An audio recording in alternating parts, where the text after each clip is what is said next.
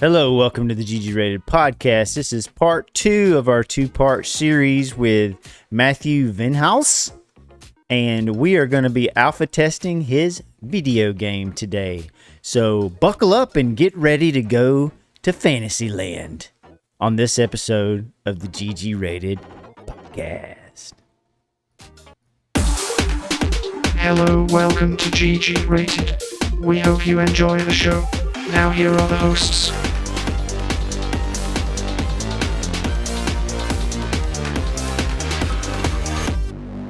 Hello, everybody. Welcome. Hello, Matt. Good to see you again, brother. Yeah, thanks for having me back here. Yes, man. I'm so excited to play Echoes of Ismia, this text adventure game that you have made for us. And before we get started, man, so I feel like I did you an incredible disservice by not introducing you and naming all your accolades and everything last time. You were actually a musician. You've been in bands. Like, could you tell us a little bit about that? Sure. I wasn't aware I had any accolades to my name, so I am flattered. So out of school or so, I was in a band. I actually graduated early from being in a band. Did that for about 7 years, full time. Was just on the road, studios, that kind of thing. And then when I got out of that, I just kind of moved up to Ohio and was doing studio stuff and kind of kicked it back up a little bit. And then got moved back to Texas back in 2020. And oddly enough, got roped back in the music scene again for a couple years as kind of like a hired gun guitarist for some guys on the circuit. Did some more traveling around. Was out pretty much every weekend, 2 or 3 nights, and got to go around a lot of the area. And yeah, it was a good time. It was a nice bookend to transition over into being a full-time nerd. Nice, man. So what was the name of that band that you were first in? Because I remember looking you up and you actually had some like music videos and stuff. It was really cool. Yeah. So that band was called Jagged Row. That's right. That's right. Yeah. Not to be confused with Jagged Edge, the 90s R&B group. We did get that a lot, but a little bit different backstories on those. Yeah. But Jagged Row, and we did that for a while. We had some music videos. We never took ourselves too seriously, so most of those are more on the fun side than serious, but it was a good time. Yeah, so everybody at home, I'm assuming, well, I know for sure that you have some stuff that you did by yourself on Spotify. I've listened to that. You did I think it was country album or 2 on there, right? Yeah, I had a few. That was during my time up in Ohio. I think I did one song once I got back. But yeah, I did like a little EP and then released a couple singles after that. More of an outlet, if anything. Just songwriting, just kind of keeping the rust off. But yeah, it was a good time. And then I had a project I started a couple years ago, back when I was freelancing and kind of in the flow. Started a little side project band that was more just about writing fun music. That was like, man, like I want to write songs that, like, when I get some of these guys to play, it's just like fun for the musicians to play the songs. And so that was the Matt and the Dirty Souls project. Yeah, that's right. Look up that Dude, stuff. That stuff's kind absolutely. of a bit of a fusion mess, but it's a lot of fun. Yeah, I'm going to try to link all that stuff in the description, guys, if you want to check him out. Really talented singer, songwriter, guitarist, like freaking rips on the guitar too, man. It's awesome. I try. Fingers getting a little stiff these days, but well, dude, when you describe yourself as a hired gun guitarist, like after I heard you say that, I was like, oh yeah, you gotta be good if you say something like that. Hired gun guitarist sounds so cool. But I couldn't think of a better way to phrase it in kind of the scene down here. That's pretty much what it is. Guys are like, hey, we have gigs and we need someone, and they just like, hey, I have these shows, you want to take them? And so they hire you, and you're kind of like a mercenary, but a musician. Yeah. Here you go, musician versus man. That would be a cool That. to start like a group, Uh-huh. like start a business where it's like, hey, you just like subcontract out musicians kind of thing. Like, hey, Music anybody that needs somebody, mercenaries. just reach out to us and like, yeah, do like Uh-huh. a vetting. I have to back pocket that. I'm gonna Sounds cool. come kill your venue. Music Yeah. mercenaries. That's Yeah, we're awesome. gonna Yeah. slay the gig. Yeah, man. Dude, you're just oozing cool. And I'm so excited to see what kind of coolness you laid down on this game, Echoes of Ismia. Oh Let's get started, shall we?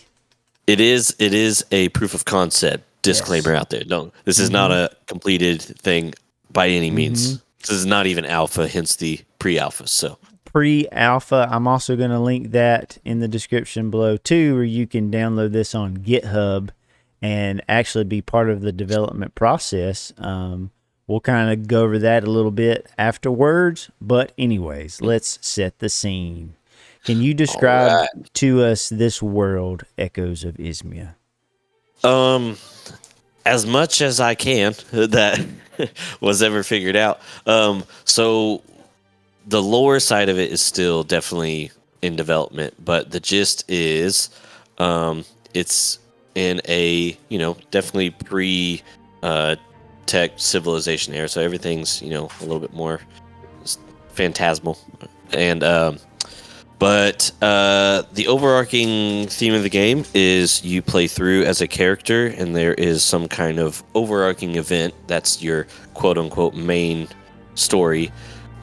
Except this main story you experience differently depending on how you play. So the event will happen. So take, for example, if it ends up being maybe kind of a classical trope, is some kind of civil war breaks out, and you end up fighting one big side, and it culminates to some big thing, and whatever, and it proceeds. Well, depending on how you play, you would experience that story from the perspective of whatever playthrough. And then if you were to start again a new character and you make different decisions, you go different directions, different faction or whatever, you see that story but from a totally different perspective. So the dialogue you hear about it, the events that happen, is like, it's from a different angle. So I would love to have more to share as far as this is what it's like and this is what's going on, but that doesn't exist yet. So right now it's up to your imagination. Just know there's something big that develops, and you get to try to experience it from various angles. Excellent. That sounds awesome. Thank you for setting the scene for us. Let's dive in to our character name. I'm just going to put Joshua, because I'm playing this gameage. And so you're going to voice the NPCs and stuff. Like, how are we going to break that up? I forgot what we had talked about. It's up to you. You can either just go ahead and read them aloud if you want, or I can try to read as well. I don't know if I have much of a narrative voice, but I can try. I'm not much for inflection, but I can read and try to be articulate into the mic. Excellent. Yeah, we can kind of split that up and go through it. So choose your starting location of Bevanmore. Yes, that's where we're at. And I'm Joshua, and here we go. You are in the town of Bevanmore. What would you like to do? I'm Joshua. I'm a level 1. I have 20 HP and 100 energy. My choices are explore the surrounding forest, visit the shop, visit the inn, or travel west. Well, I'm gonna see what this town is made up of, and I'm gonna visit the shop. You enter the local shop. It's modestly sized with various items on wooden tables and shelves. The shopkeeper nods at you. So let's see. I'm gonna check so over here on the left for the audio only listeners, there's different buttons. There's stats, inventory, skills, saves, and restart. So I'm gonna look at my inventory and see if I have any money. I have 0 gold. So I'm gonna go back. There we go, back, and I'm gonna leave the shop because I don't have any money. look at my inventory too, see if I have any items. I don't. Going back as well. Again, and let's see. I'm going to explore the surrounding forest. And if you want to take this part. Sure. Let's see. The woods around Bavonmore whisper of ancient secrets and untapped beauty. Moss carpets the ground, and the air hums with the quiet life of the forest. Today, the forest offers nothing but the peace of its shaded groves and the occasional bird call. Yet, you sense, with the right skills, these woods could provide valuable resources. Return to Bavonmore. I'm returning to Bavonmore. So, a little foreshadowing to maybe the upcoming crafting system. I like it. So I'm going to visit the inn and just kind of see what's going on here. You enter the town's inn. It's a cozy place with a warm atmosphere. Wooden tables are scattered around, and the air is filled with the aroma of food and ale. Rent room is 3 gold. Talk to the innkeeper. What is sticking out of the trash? And leave the inn. So with an option like what is sticking out of the trash, I got to click that. You find a frying pan with a small chip in the rim. The cook must have tossed it out. I'm taking the pan. That's my pan. The pan. And check my inventory here. I have a frying pan that's worth 3 gold, and I can equip said frying pan. I'm going to equip it. So now I have a weapon. Very Serving cool. out some sauteed justice. Yeah, all the ex-husbands will be shivering in their boots. Let's see here. Oh, you gotta use that back button there at back the bottom. button. Got it. Yeah, disclaimer, those arrows are developer things. Okay, gotcha. Let's see. I'm gonna leave the inn. And I'm going to travel west. Now that I'm equipped with my frying pan, I'm going to travel west. Despite your expectations, your journey continues without incident. You remain on guard, but it seems luck is on your side today. Nice. I'm going to continue to Mikeville. Very nice. And let's see here. Let's find some town music. Some town. Town bustling music. Streets of Mightvale. Here we go. Which, I'm gonna check. So, you can go ahead. I'm double checking something real quick. I just noticed something that looks like it's missing, but shouldn't be a big deal. I'm gonna visit the Mightvale Mercenaries Guild is my option, or I can travel east. So I'm gonna visit the Mercenaries Guild, and you enter the guild curiously. Members seem busy, but you are welcome to look around. I'm going to talk to a guild member. A friendly member notices your interest. If you're looking to join, the guild master can help you with that, he says. We go back to the main hall. I'm going to go talk to the guild master. You want to take this part? Sure. Let's see here. So, okay, it says, the Guildmaster, a figure of respect and authority, assesses you. This is what brings you to the Mightville Mercenaries Guild. I'm going to ask about becoming a swordsman. Let me see if I can... Never mind. No, dude, do it. Channel it. Channel this. I wish I had a voice. I don't. I've got a buddy that's really good at it. I may have to get some voiceover from him. That's funny. All right. So it says, swordsmen are masters of melee combat, explains Guild Master. So they possess formidable strength and an unwavering defense. With a sword in hand, they are a force to be reckoned with on any battlefield. To join us is to embrace a life of discipline and courage. Will you take up the sword and join our Brotherhood of Steel? Yes. I shall enroll in swordsman class. Welcome to the Swordsman Fold, the Guildmaster proclaims. Nice. I'm going to begin my training now. Is my option. Over the span of several months, your training under the watchful eye of the Guildmaster and seasoned instructors at the Mightvale Mercenaries Guild transforms you. Each day you rise at dawn to the clang of steel, dedicating yourself to mastering the art of combat. You learn not just to swing a blade, but to read your opponent, anticipate their moves, and strike with precision.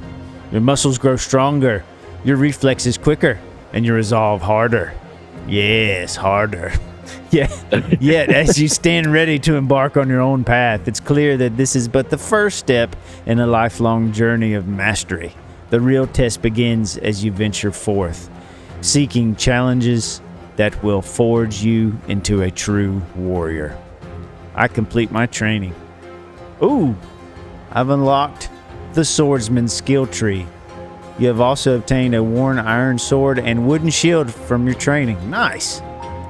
Okay, so do me a favor. Mm-hmm. Just to make sure this is up. Go ahead and click on the skills menu.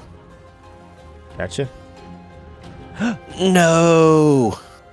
Is this not the some new reason- version? I think you have the old one. I wonder if whenever you download, if it was still the wrong thing. Maybe it didn't quite might get to have the been. server yet. Let me real quick. Okay, Let me double check that no problem. because I just didn't. Well, you know what? I've got it installed. So let me just QC this on my end. No problem. See if this should be the okay. Oh no! For some reason, it did not do the correct one. That's okay. Okay. Okay. Well, we can just go with the one skill for now. Okay. The other stuff is still there, so we'll just leave that for a future return episode where That it's a sounds lot great. more developed. All right. good. So we're one skill Dave. One Skill Dave. That's a great name. That's like the name of an anime. One Skill Dave. You're Yeah, One greeted. Punch Man. No, One Skill One Dave. skill Dave. You're greeted Great. warmly as a fellow swordsman. The guild is bustling with activity. Talk to a guild member again. Fellow guild members share insights about advanced combat techniques. Nice. Do you? I'm gonna. Sorry, I was just gonna ask. Do you want me to provide any kind of insight along the way, like on certain things? You want me to yeah, totally. add man. any kind of context or development insight? Yes. If not, I didn't know if you want to do this just kind of like a playthrough, just like experience, or like a developer commentary, if you No, will. yes, man. Sorry. So feel free at any time to jump in if you need to add some context, if you want to give us some information. Yeah, bring it on. Okay, cool. So all I wanted to, for this part, I just figured I would add some insight that the locations are kind of dynamically changed based on your decisions. It'll kind of play into that whole theme of when you play through, it's going to be a little different depending on what you choose. So in this case, notice you are at that Mercenaries Guild, the same place you were, but now that you are a guild member, you are given different dialogue, and you get a different prompt, as well as when you go and interact with guild members, they say something different. So if you were to do a playthrough and say you didn't join and you went somewhere else and you came back, well, they wouldn't greet you the same. You wouldn't have those options. You wouldn't be able to check the board or anything like that. You would still be treated as, like you're welcome to walk around, but like, you can't really do anything there. Yeah, And and that's pretty cool, but because I think a lot of people when they play games and stuff that maybe haven't listened to our podcast or dove inside of like what it looks to develop stuff like this, there's all kind of logic going on in the background that you kind of take for granted in games. Like something as it looks as simple as this is going to change depending on what your actions were. Like there's a lot of stuff you had to do in the background to make that work, right? Yeah. There's a lot of background. We call them variables or objects of different data that as you play, either stuff gets created or there's one that's there that's just waiting for something to happen. So maybe it's an empty thing. So like your class, when you start off, you don't have a class, but you have that property with your player, but it's just empty. Well, and then once you do something, all of a sudden now it's like, okay, now this player's class is swordsman or wizard or archer or whatever it ends up being. So yeah, there's a lot of that goes into the background, like you said, that then will trigger other things. So like when you go there, it's gonna check all these things and be like, okay, well, based on what you've done and who you are and all this stuff, this is what we're gonna give you. Right. And so, how deep that goes, I don't know. It may be something that's slightly divergent, but over time gets a lot more varied. We'll have to kind of see on that development process. But anyways, yeah, I just thought it'd be a good point to kind of display that where that's an action. Yeah, and the logic in the background would be something like, if this happens, then this happens. If not, then stay the same. Like, right. If else. Like, I'm talking, the limited amount of coding that I know of is like JavaScript, and that's basic language of like if, and then what is the other logic words? If else. That's right. Yeah, it's an if else statement. So yeah, if ones can be like just by themselves, but if you want to have other options, so you can do like single checks, that'll do something, otherwise it ignores it. Or you can say, yep, if else, say if this, otherwise do this, and you give it something else to do instead. So nope, you're right. Nail head. What's the phrase? Head with nail, right? Head nail on top. Head nail on top. Bird in bush with nail in head. Exactly. Something like that. Nice. So let's see. I'm gonna leave the guild. I've already looked in my inventory, and I've added my sword and my shield. Very nice. I just have the frying pan that's not equipped, and I'm going to try to sell that. So I'm going to travel east. Back to Bavonmore. Bavonmore. Despite your expectations, your journey continues without incident. Just a whole lot of no action happening. But it seems the luck is on your side. I'm going to continue to Bavonmore. So you can, at this point in the proof of concept, that's about the most action you get is traveling. That's the only way. So sometimes we'll just sit there and travel back and forth until something happens. Let's do it. So if you're looking for a fight, I'm looking. Oh, yeah. I'm always looking for a fight. Absolutely. So you can sell off that frying pan, that's for sure. I'm selling the crap out of this thing. Sell. Do you want to sell frying pan? Yes. I just got me some gold, baby. Let's go. Oh, yeah. Feels good. Let's leave the shop, and we'll travel west in hopes to... see if we'll find some trouble. Yeah, get in a bloody battle. Oh, wait, where's the battle music? Here it is. You encounter a bandit. What do? All right. Fingers crossed this works. I'm going to engage. Let's engage the bandit. You prepare for battle with the bandit. Oh, dude, this is cool. So, do I engage up close? Do I keep my distance? Do I use an item, or do I flee? I'm going to keep my distance for now and watch this dude. You face the bandit, readying yourself for the next move. Okay, so I'm kind of like stepping back. Yeah, you haven't quite approached him yet. Yeah. Okay. So, yeah, and if you look just under his health, there's a metric there. Nice. A distance. Distance far. Got it. Yeah. So I'm going to check out my skills. Available skills. Zilch. Zilch. No skill, Dave. And I'm going to attack.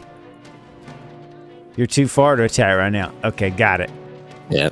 So here's some of that conditional logic at play also in the combat system. Very nice. I'm going to move. I'm going to move No, wait. I'm going to stay put, actually. I'm going to end my turn here. I'm going to let him come towards me. The bandit charges towards you, playing exactly how I want you to. A little bit of AI logic going now. That's awesome. The bandit closes in on you. So now he's mid-range. I'm going to continue. The bandit ends his turn. So now he's close because he has closed the distance on the battle. Mm-hmm. You face the bandit, readying yourself for the next move. I'm going to attack. You attack the bandit, dealing 4 damage. Let's go. Let's do it.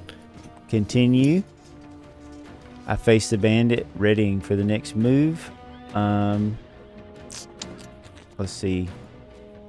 I'm going to create some distance so that he has to come towards me again. I face the bandit, readying yourself for the next move. You've used all your action points for this turn. Isn't that what that is, action points? Yep, absolutely. In turn, the bandit closes in on me. Continue. Oh, he attacks, dealing 6 damage. He put his momentum into that swing. He did. He swung and hit me right in the nuts. My ancestors felt that one. Oh man, big damage. Bandit ends its turn. You face the bandit, readying yourself for the next move. I attack. I miss. Oh, crap. Whiff. Face the bandit. I don't have any items or anything. No. So break it down for me with this. Sure. So go ahead and we're gonna take advantage of having these little developer back arrows. Mm-hmm. So up there in the top, right above the title, go ahead and click that back arrow. Mm-hmm. Which and do one more time. Mm-hmm. So you've already discovered bug number 1. Well, not number 1, but a bug. So you click that. Notice you have 1 AP, and when you click, go ahead and click item or click use item. Gotcha. But you don't have any to use. So you're like, oh, okay, I don't have any usable items. Okay, let me go back. Well, watch what happens when you go back now. Ah, I see. It still took your AP. So gotcha. So for those who are watching or like that, these are the kind of little playtest bugs that you find once you get in there. You're like, oh, okay, so it's kind of an iterative process of constantly finding little things like that. We're like, oh, that shouldn't do that. You should only take it when you do it. So if you want, you can end your turn, since at this point there's not really much else you can do. Oh, and he's just laying into you. He deals some more damage, deals 5 more damage.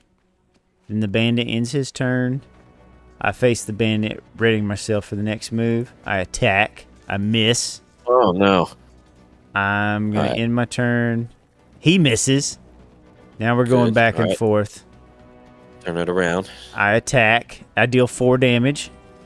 I'm closing in on him. Okay, so right now I have 9 HP. He has 6 HP. In the turn, he deals 5 damage. The bandit ends its turn. I have 4 HP left. I got to do something. You need a big hit. I deal 5 damage to him, so he's down to 1 HP. Oh, I need to move. I'm going to create distance. I'm going to end my turn. He closes in on me. That's his action. Oh, he deals 5 damage. I've been defeated by the bandit. All right. Here, we're going to cheat real quick. Okay, let's cheat. Use the back arrow. Back arrow. So normally, that's game over in this game. That's you got to go back to a save or restart if you didn't save. Go ahead and hit the back arrow one more time. Okay. Oh, actually, you're already seeing it. See, now he misses. So with the way it plays out, when you use that back arrow during combat, it kind of re-rolls that attack turn. So that's another little. Right now, while we're developing, we're like, that's not ideal for us to test this. We don't need to be dead yet. Let's just rewind time. Sorry, Bandit, you actually missed. Let's live. So I'm gonna give you that ability real quick. Ability to go back in time. Yeah. Oh, and I got him gaining 15 gold and 20 XP. Let's go. And I've reached level 2. Let's go. That's awesome. All right. So now you should have a skill point. A skill point. Enraged strike. Attack with 50 damage. Well, plus 50% damage. I like that. Okay. So you should be able to purchase that. I get my skill point, and I unlocked it. Do I have to equip it? No, it should just show up in your skills now. Enraged Strike. Yep. Okay. Unlocked. So what I need to do here is go back to the end, probably, right? Yeah, if you've got some gold, because you don't have any potions on you. So. Oh crap. So I would. I haven't yet. I need to do that. There's supposed to be like you, since you are a swordsman, would be able to bunk at the Mercenaries Guild normally. Oh, okay. So that's something you have to add in there. That just hasn't been implemented yet. But normally, like another player that's from that's not in the Mercenaries Guild, maybe they're different, whatever. They could visit it, but they wouldn't get that ability. Like they wouldn't have the option to sleep there, or that kind of thing. Right. So in this case, you gotta just take your chances and try to get back to Bavonmore without encountering anything nasty. Let's give it a shot. All right, I'm traveling east. Hey! Yay, there it is. Nothing happened. So I'm gonna go to the inn. I'm gonna rent a room for 3 gold, and I get a well-rested state. So my HP's back up. Hello. I'm out of focus again. Come on, camera. Focus. You can focus on me. It's trying so hard. Oh, okay. So now I've encountered these different classes by talking to the innkeeper. Looks like I could ask about a mage class, which is coming soon. Ask about a rogue class, which is coming soon. So that's when probably the distance skills and stuff are going to come into effect. Like when I can do spells and stuff. Yep. So we'll just say, for the sake of just demonstration, so the one that is available, you can hit ask about another class. Mm-hmm. And so if you ask about the swordsman class, so the kind of a little backup. I probably should have said this from the get-go. But so the starting location right now, there's just the one choice, Bavonmore, but eventually if you look at the map, which is on the GitHub for anyone that wants to look that up, there's, I want to say 2, maybe 3 major continents, and then there's all the territories, countries. So there will be maybe a handful of places you could choose to start, kind of depending on maybe where you want to be or where you want to come from. And so this Bavonmore location is the first, and it's right on the coast. So this would be possibly something like, maybe, I don't know if you would be necessarily a refugee, or maybe you are just entering adulthood and setting off, to forge your own path, as they do in these tales. So the whole premise is you arrive there, but like you're nobody. You have no money. You don't have any skills. You don't know anything. And so the idea is like you would need to interact and talk to them to figure out where do I go? What am I supposed to do? So this is where, when you would go talk to him, and he would say, hey, one of the options is, you want to get better at something. Okay, what do you want to know? And then this is what eventually would tell you to travel west, because inevitably there would be maybe 2 or 3 other options. And so you wouldn't necessarily know to go that way. You would just be like, I guess I'll go this way. So this is just one way that you'll be able to get that information by playing the game. It's like, interacting with the characters, be able to figure out what to do and where to go. So anyways, this is a long-winded way to explain this passage here. Very, very cool, because I know, probably as a game developer, you're trying to guide the player in a certain direction sometimes, right? Because you want them to experience the story. So, games do this different ways. You can look in, I'm just trying to think of a random game.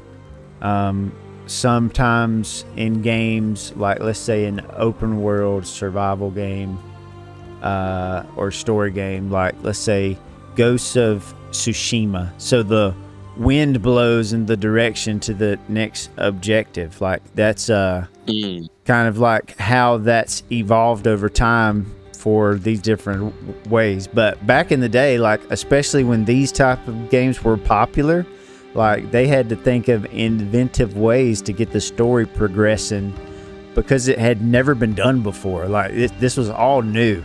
Yeah, you didn't really have like quest markers or a map exactly. that says, "Oh, go over here," and you're like, "Okay, that direction." Yeah, and it's really cool to get back to the roots of gaming and like watch how somebody solves those problems from a foundational, like area of like this adventure game. It's neat to see, and it's kind of some like insight into how a game is made, which I think is really valuable for those that are interested in that type of thing, as I am, and as our listeners probably are. Yeah, absolutely. Yeah, we'll probably eventually have in this side menu there'll be like a journal tab or something, journal, and that would be what could track as we start to implement objectives or quests or missions, whatever we decide to call them, that you can track. And but it's all going to be done in a very sandbox. Like, the whole premise of this is very sandboxed. It's kind of choose your own adventure. So you're not going to get this, hey, go do this, now go do this. This linear. It's going to be more of, hey, here's a journal to help you keep track of the things you've talked about and learned from people, but nothing's forcing you to go over here. Nothing's going to keep things from happening or be like, oh, you can't go to this area because you haven't talk to so-and-so. It's just you may go there and not get whatever things happen because you haven't talked to somebody that knows, so you're clueless. So just we try to emulate that, like, realistically, like, hey, if there's a thing going on but I don't know about it and I were to travel there, would I still get this guy talking to me as if I know what's going on? It's like, no, you'd just be like some clueless random guy walking by. So like, that's exactly what's going to happen. Like, it won't even prompt you that there's something going on if you don't have that, haven't already done whatever precedes that. So that's kind of the idea with this one. It's very like, it's there to reference, but it's not this linear path kind of thing. So yeah, and those types of things, those types of beats with storytelling, it's really like interesting to see that because it makes the world feel alive. Like, it makes it allows your imagination to kind of fill in the gaps too, especially with something like this. Like, to me, this is like, you're basically getting to be involved in a book. And you're using your imagination along the way. And of course, you have cool pictures and everything too to kind of like help with that. But something like this, you can go a lot of places with it. I mean, you could develop a vibrant story that can be a really fun place to go and discover. So yeah, dude, I can't wait to see more of it. I can't wait to see how everything develops. And we plan on keeping everybody informed about that. Absolutely appreciate it. Yeah, if anyone out there is great storytellers or, from that standpoint, feel free to reach out because, we definitely use all the help we can get in that department. Yeah, man. And what would be interesting? I forget the last thing I was talking about that you said, oh, dude, that's a great idea. I don't even remember what it was. I was supposed to go to the website and I was supposed to fill in like my idea, but I didn't even do it. Do you remember what the heck I was talking about? I don't. I don't now that either. You say that, yeah, I remember you had mentioned something. I was like, oh, that would be cool. That's why you got to go to the GitHub and you got to go chat on there and give ideas. Get a discussion started. But yeah, I'll let you go ahead and jump back in now. And now that you're healed up and have a skill, you probably want to go out and see who you can. Yes, I want to try my skill. With an enraged attitude. Yes, exactly. So let's leave the inn, and we're gonna let's see. Does it do anything? Exploring the forest? Nope. I got to travel west. Hey, we've encountered a goblin. Little goblin. Let's start this music. You've encountered a goblin. What do you do? I'm gonna engage. You prepare for battle with the goblin. I engage up close. I'm not scared of this little goblin. Yeah, look at that. Is that even a dagger? Can you even call it a dagger? What is that? What even is that? Look how dumb he is. He has a big sword on his back, and he's charging you with a butter knife. This guy's dumb. What are you doing? Are you gonna put some jelly on my bread, Goblin? It's like, come on. Watch him kill me. Be like, Joke's on you. I don't even have bread. Yeah, you can butter You these can buns. get bread, by the way. Really? There's dude, some bread in there. I want some Again, bread. everything's a development decision. So far, what's implemented is on a need basis. So I'll let you find that here in a second. We're gonna call that Easter bread, like an Easter egg, Easter bread. So I will say before you use this, I don't know if you can see, but I can. Okay, so up there next to your health and energy, it's in there now. I guess it just didn't make it into this compile. There's a stamina stat, and so that's what when you use your skills, it's going to use your stamina. So that way you can't just infinitely use your skills with no repercussions. And I believe it's also 20. Okay. Like health and that thing. So just know that will be in there. So it's not just like an unknown of that kind of thing. Gotcha. Anyways, I'm gonna use my skill then. Enrage strike. I gotta do some sort of cool sound effect for this. Enrage strike. You ferociously swing down on the goblin, dealing 9 damage. Let's go. Almost one-shot him. Almost one-shotted him. Oh, yeah. I'm going to end my turn. You stole your stuff, though. And he misses. He's in shock. He's like, I'm almost dead. How am I supposed to land a hit? So that would be a cool mechanic. If when they were like down within, I don't know, some percentage of their health, he's what, 10%? If their their attack, like chance to hit, got diminished a little bit, kind of seeming like he's either dazed. Yeah. So the text says miss, but as I've said before, this is kind of loosely based on your typical like tabletop D&D type mechanics. So that whole kind of like armor class thing and like, okay, they run like, do they hit? Not just like, do they like miss or do they like hit? It's also, does that hit actually, go through your armor or does it have an effect on you? Did they like actually? So that would be kind of cool to implement. Like, hey, you got this guy on 1 health. Like, he's probably going to have to roll pretty high to muster the strength to land a blow that actually does damage to you. Like, I mean, if he's like, he's probably barely holding his blade, let alone being able to like.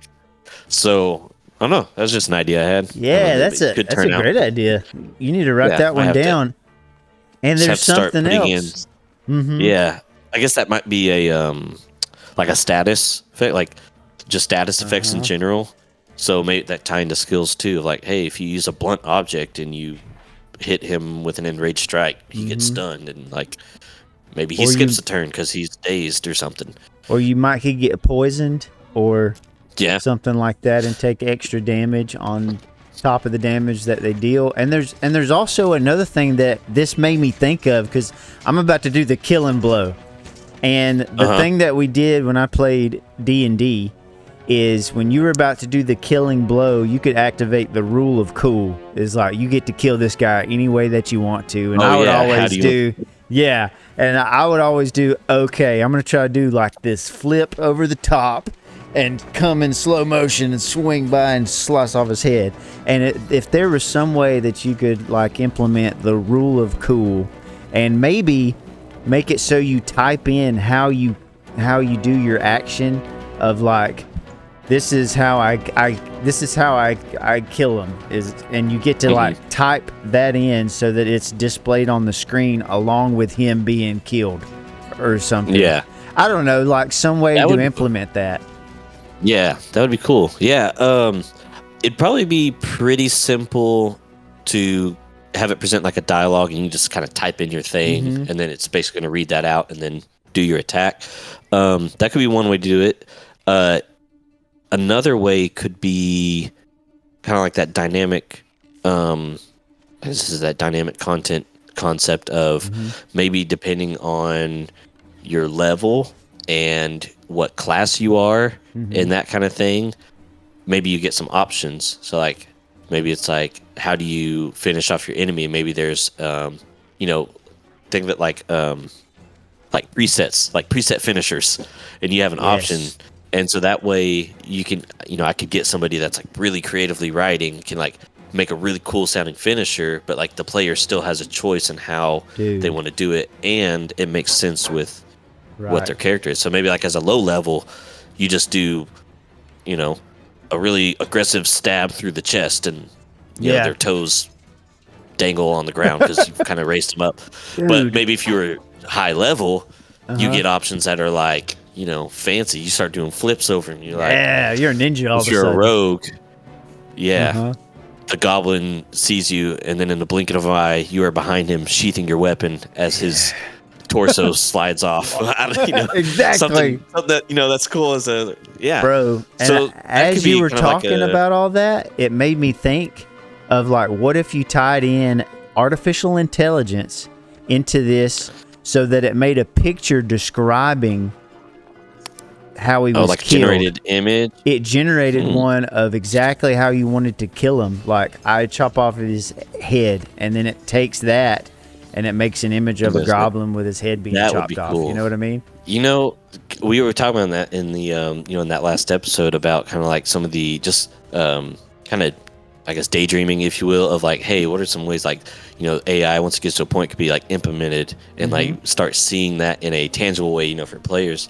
Like that could be a really cool thing, especially in like these kind of games that are like this narrative driven or whatever, and they're using imagery and words and stuff that, it's probably a lot easier to implement than full on animations and cutscenes though. But like, if it could get to the point where like, hey, like have reusable, that's the thing with AI is that you give it the prompt and it does something different. Like once it gets to where it can like have some consistency, I could see like a game, with this kind of theme being like, hey, this goblin is slightly different than the last ones. Rather than just being the same image, it's like, okay, it knows what a goblin looks like, but it gives it a little bit generates different. Like a different one.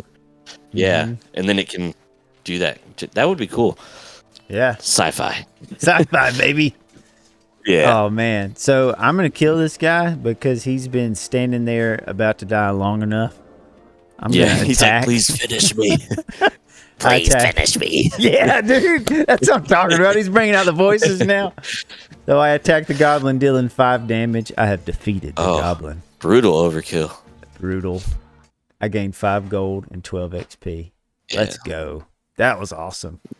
Didn't even break a sweat. Still at 20 health. Yep. It's wonderful. Dude, that was great. This was so fun, Matt. Yeah. Do you want to peek at some of the other stuff from the shop by chance before we sign off? Yeah, or do you totally. want to leave it there? So, I mean, that was pretty cool. Yeah. Dude, that was sweet. I do want to see what else that I maybe have missed or glossed over. So if you want to direct me to that. Yeah, if you just want to go travel back to Bavonmore, now that you have a little bit of jangle in your pocket. Got some jangle in my pocket. Cool. Nobody's bothering you. Mm-hmm. So you'll notice, like when you travel, here's a little developer. I forgot I was supposed to be plugging some of this stuff. We just got all giddy and we're talking about cool stuff. You'll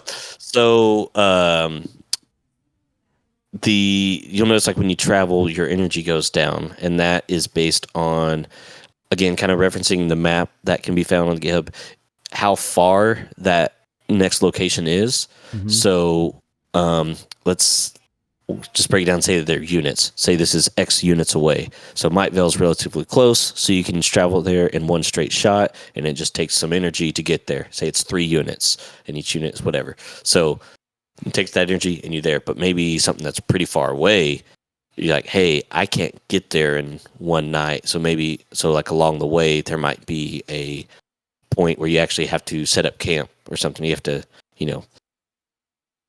I haven't decided or figured out yet if there's going to be like, do you have to have like a camping kit and like you won't be able to travel without it, or do you just, I don't know, you maybe get there and you just sleep on the ground and you only get half your energy back. I don't know. Anyways, I just want to share that in case anybody was wondering on the energy going down. That's what's causing that, is when you travel. So at some point, you'll have traveled enough that you can't travel anymore. because you're out of energy. You're too tired. You've been Gotcha. traveling all day, fighting and stuff, and you're like, I'm gonna pass out. Right. So yeah, because that's what brings stakes, and that's what brings things like that to video games. Like, it's no fun if you're just like immortal and have all this energy in the world. It's like, okay, there's no stakes. There's nothing for chance. There's like there's no incentive to try danger. to be thoughtful about your actions. Yeah, exactly. There you go.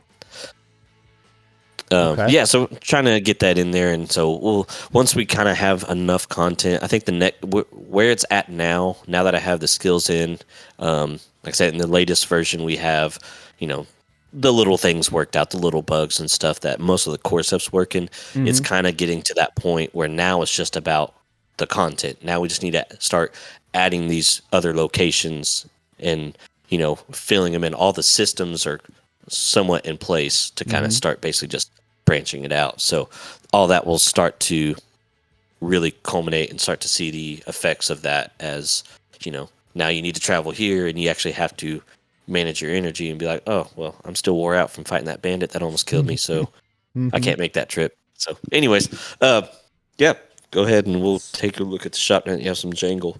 I'm going to visit the shop with my Jangle. I don't know how much Jangle you have, but we'll see what you can get for it. Let's see. Let me look at my inventory. I got 19 gold, dude. That's not bad. Heck yeah, that's not bad, boy. All right, you in a local shop. It's modestly sized. I lost some of your audio. I don't know if that's me or you. What? Can you hear me? It's super quiet. Let me see. That I can hear you. Okay. I can hear you. Nope. Okay, I got it fine. It was my end. Okay. Disregard. Cool. You enter the local shop. It's There modestly sized with various items on wooden tables and shelves. The shopkeeper nods at you. Hello, shopkeeper. Buy some items? Dude, there's the bread. Loaf of bread.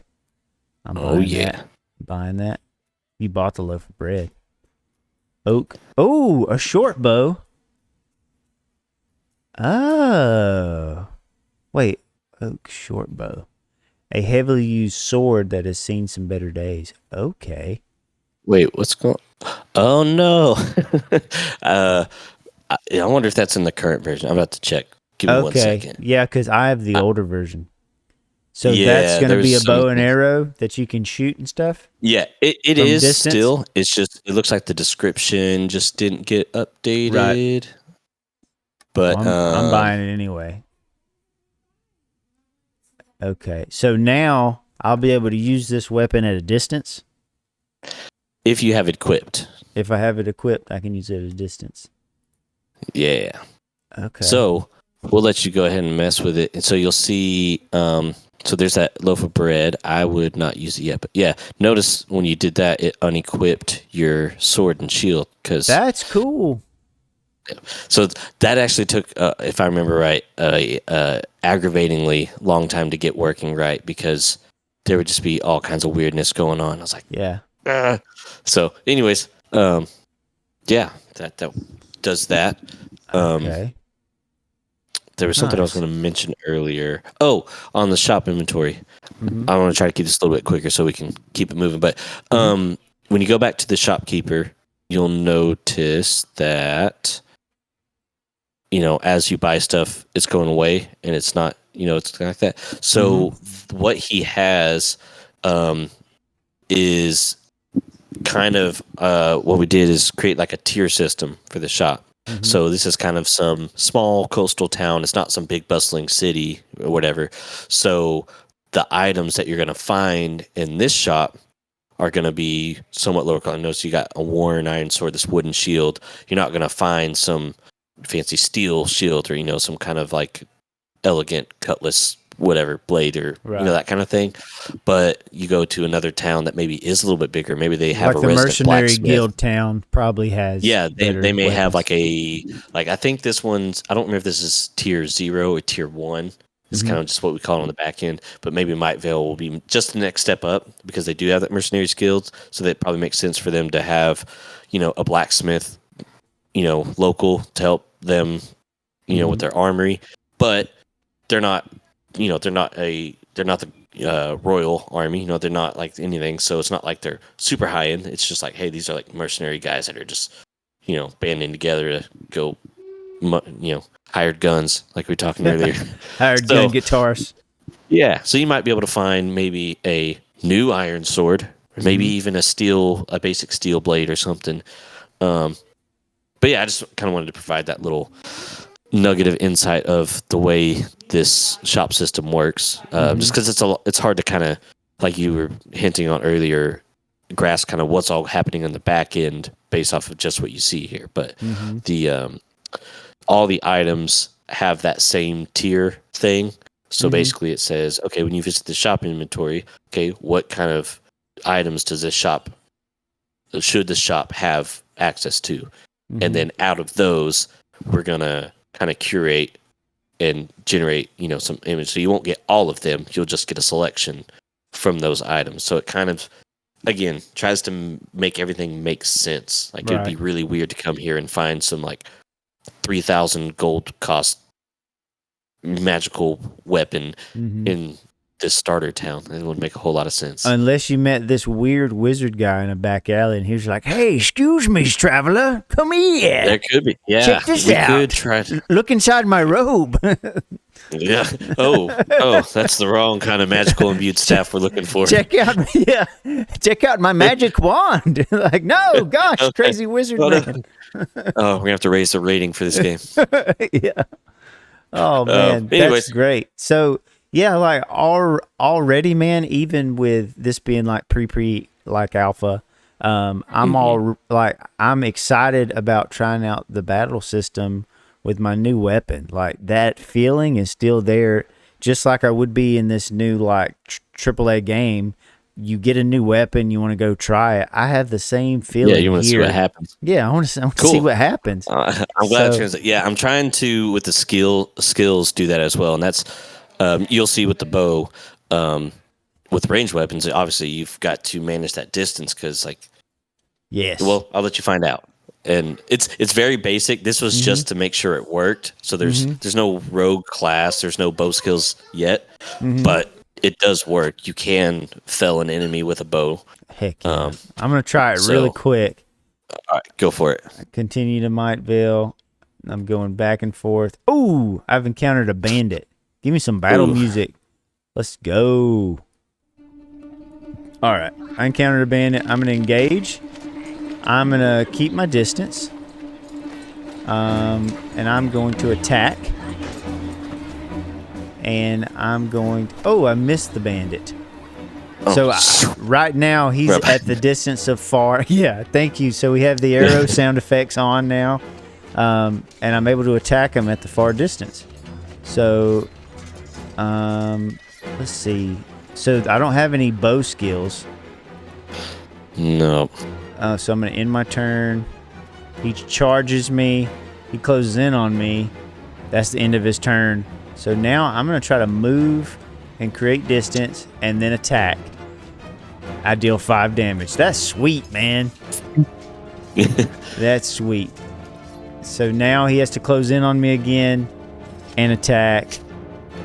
That's awesome. And man, like, dude, I can't imagine how fun it is to mess with this and to, like, this just has my mind branching out in all these different directions of, like, you could start to implement if there was, like, anything in the battle space for you to go climb on top of, or, like, what's in the area, like, all these different things that you could add. Yeah. I've left this part out because you don't see it. And I wonder if I could use this to kind of lean into what you're saying. So there is biomes in the background going on. So notice when, like in that Bevan, when you go explore the surrounding forest, because you're in a forest biome. Well, that's also the type of enemies that you'll encounter in that area. So every biome says these are the kind of enemies that can possibly be encountered here. Yeah. And the reason behind that is because I didn't want to make it so, like, I don't know if you remember some classic MMOs where like the kobold, like the little goblin nephews that are smaller, like they're in that starter area. But once you move past that, it's like you don't ever encounter them again. Right. Like, Because they're so and weak it now. makes sense. Yeah, they're a weak level. And said, but does that make logical sense? Like, do these guys not like? Can they not be found anywhere else in the world? Right. And so we try to take the approach of like the biome. So, like for example, I think there's one that I actually have the enemy.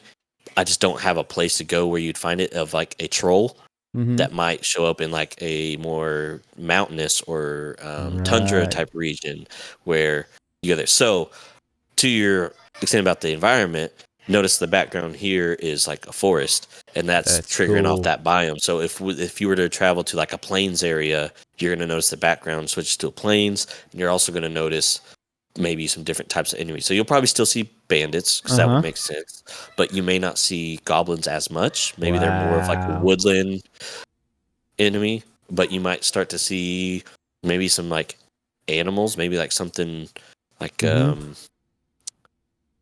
to think what would kind of be. So if I go in the grass, I might find a Pikachu, or if I go in the water, I might find a Magikarp. Yeah, like, wild Caterpie could appear. Butterfree, I choose you. What is it? What is the guy that just all he did was just harden? He just sat there. Yeah. What's his name? Like, I know exactly who you're talking about. Yeah, Metapod. That's it. Uses like, harden. And then he turns into Beedrill, I think. Yeah, he's like, you can keep doing that. I'm just going to keep walking then. Yeah. Like, you do you, man. No, that'd be fun. It would be fun to like throw some Easter eggs in there. Like, it really would, like, dude. Random things and just like let it happen. Yeah. It's kind of that you mentioned earlier about something feeling big. Is there's this concept in development of allowing mystery and unknown to give the illusion that the world is a lot bigger than it is. So that's. We're trying to, because it is text-based, is as locations get added, that's why we want everything to be as dynamic as possible. So like when you travel, you're not going to only encounter one type of enemy. I mean, right now we only have the two, but theoretically you don't know what can happen. And then the same thing's going to happen with that travel system I talked about earlier, is where right now, for testing purposes, when you travel, you have there's a chance roll on something happening or something not happening, which is why sometimes you see, hey, nothing happens, it's a peaceful trip, whatever, or something happens. And then it says, okay, if something happens, now what are the chances that you encounter an enemy? What are the chances that maybe you stumble across something, like, is that some loot over there? Maybe I found something. Maybe it's not always an enemy. Maybe, there's something I can actually find over here. Someone dropped a coin pouch, finders keepers, kind of thing. And that's like a whole new story there too, because also, like you were talking about mystery, how it adds to the world building and stuff. Some of the best movies add that mystery and have some of the best world building. Like I'm trying to think of an example. So let's look at Inception. Like they have these devices that allow you to hop inside of dreams and stuff, but they don't describe how they were made or anything. They don't describe his like origin story to how he became this dream like espionage guy. You're just kind of thrown in it, and you have to rely on your imagination to kind of fill in the gaps, and it just works. Like it just works to add to this mystery and this world building. You just believe it. So like that mystery aspect is a really cool thing to play around with, and it's going to be neat to see how you develop this over time. Yeah, I'm looking forward to it. I guess it plays a little bit on just kind of like the human's brain's perception of there doesn't actually have to be something there, but if you just hint that there could be something there and you have that air of unknown, even if there's nothing there, but like if they're going, so like say you're traveling to Mightveil, but now like I could encounter this or I could encounter this. You never know exactly what's going to happen. You take away that linearness, it all of a sudden feels bigger. It's like, okay, I don't feel like I'm just in this town and boom, now I'm in this town. Now it feels like, okay, there's this space in between where something could happen. There's a forest, I don't know, there's a road, and you just kind of take that concept and build it, and it's just like it's a good thing to keep in mind for anybody that is looking into getting into this, or maybe creative direction, if they're wanting to do, whether it's narrative or game development of, if you're wanting to kind of create that atmosphere that it's bigger, to all you need to do is present the idea that there could be more, but you don't have to flesh all that out, because that would obviously could grind things to a halt progress wise. If you literally tried to flesh out any possible thing, all you need to do is kind of dangle the carrot, if you will, and then your brain will kind of make it feel like, wow, like there's this whole world where like who knows what could happen, that kind of thing. So yeah, that's a great way of looking at it, man. Is there anything else here that we need to explore before we kind of show your GitHub and kind of wrap up? So in its current state, I don't think so. There's the battle. I mean, you'll see, like, for example, if you tried to attack while you're close with the bow equipped, you'll see where it's like, hey, you can't do that because like the guy's right in front of you and he's not going to let you draw your bow, 6 inches right from him. There. You got it right in front of his Don't face. move while I pull that. Things like that. There's some of the consumables. So this is kind of more on the tech side of like, hey, here's some systems that are in place and working. So like you bought some bread, which doesn't do you a whole lot of good in the middle of a battle. But say you finish it and you get to the town and you look at where your energy's at. Like I could use an item right now. Oh no, I can't because he's not going to just watch me eat bread. Right. Okay.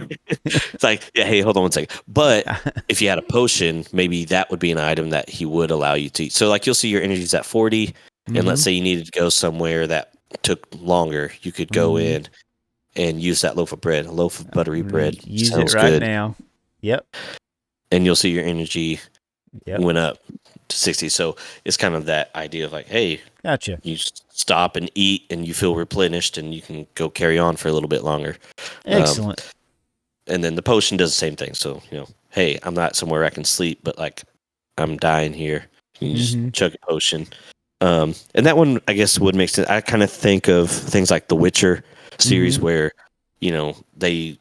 it does make sense for them to use potions in combat because like that's kind of what they do. They have them right there. And it's like, as they're like trying to do something, they need something, they'll go and swig one real quick in the middle of battle. So that makes a lot more sense than like, hold on, let me break out this meal. Yeah.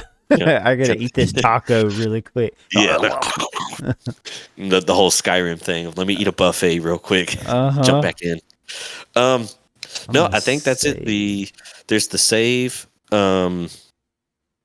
That works. It does work. It saves it. I don't know. A save file. It should save it. Interesting. Hold on. Cancel. I didn't know this actually. Okay, hit that. Oh, okay. But it's here. So I can also have the save file, I guess, on my computer. I think that's from last time. Yeah. So these slaves, these 8 slots, they're in the application. So it's in like application memory or like browser memory if you were running this in a browser. And then, but you can also save it to a disk. So let's say, so in the future, say this, grew to a fairly large narrative game where like, hey, this thing actually takes, a long time. Like you could really build up a character and you're like, I don't want to accidentally lose that if you're playing in the browser per se and you clear your browser cache and all of a sudden there goes your game. Like, so you can save that to a disk to actually have a local saved copy of your game. Right. Because dude, this would be load from it.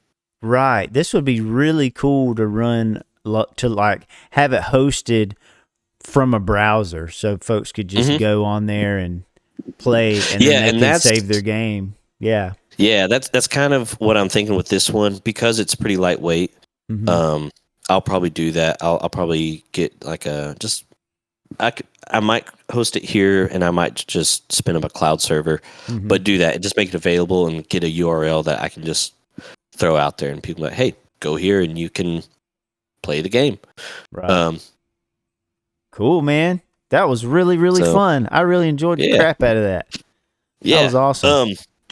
Do you, and you might be better, I know we kind of talked a bit on it, so let me know, if we're already at time and stuff, but if you had any other questions or anything you wanted to ask about after now kind of seeing it, happy to answer whatever I can, or if you Yeah. think we're good.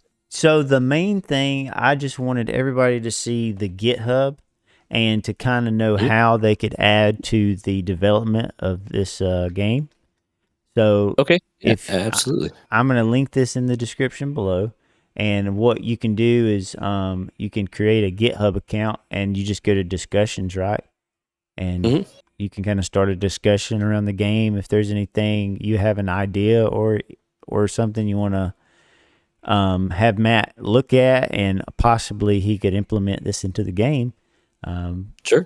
There is also so right up there to the top where it shows EOI Twine. Yeah, here. Right there. Yeah. If you click that, that will take you to what you'll see. So when you first go to the GitHub, this is the page you'll see. So there's that discussion. If you just want to throw ideas, or maybe you have answers, maybe you're like, hey, I saw this. Here's how you can do this. Something like that. You can throw it there.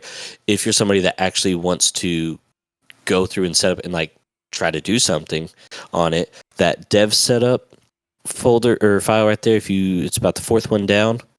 If you click on that,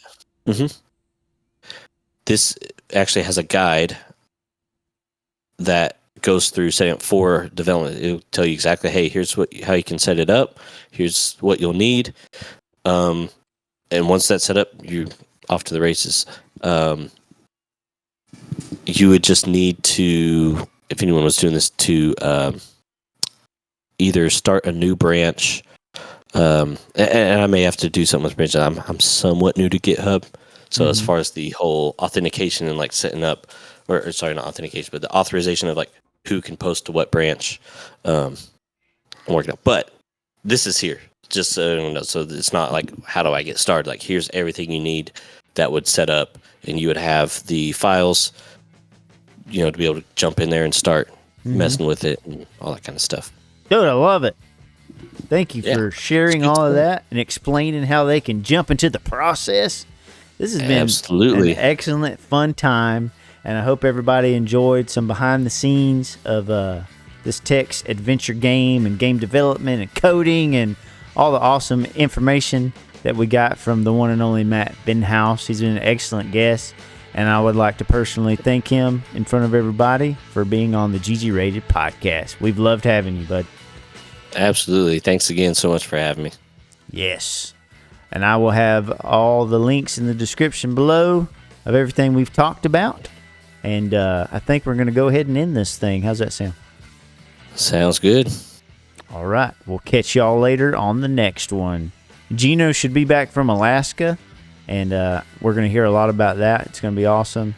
So stay tuned for the next episode of Dragon Ball Z. The GGRated Podcast. Bye, everybody. Nice.